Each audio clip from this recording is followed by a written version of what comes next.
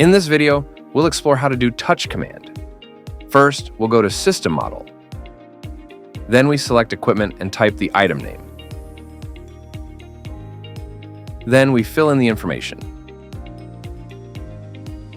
Once we fill in the information, go to Visualization and select the existing content. Create a button. Type up command.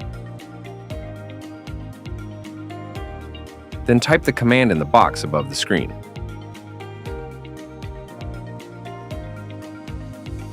Press Apply and click OK. Copy and paste the button, and then double-click the button. Then type the command in the box above the screen. Then rename the button text to Down Command. Press Apply and click OK. Copy and paste the button, and then double-click the button. Then type the command in the box above the screen.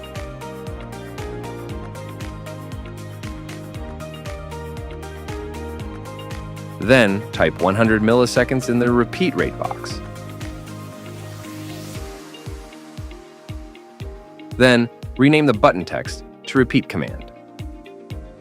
Press Apply, then click OK. Then we add text and type in the numeric expression in the box. Press Apply, then click OK. Now click Play. Once everything is loaded in, select My Area, then Test. You can see the touch commands are there. The Up command is for normal clicking, but it won't execute if the cursor moves away from the button before releasing the mouse button. The Down command is for normal clicking, and if you hold the Repeat command, it will do the repeat until you move your cursor out of the screen, but it will start again once you position your cursor to the button. That's how you do the touch command. Thanks for watching. Follow us on social media.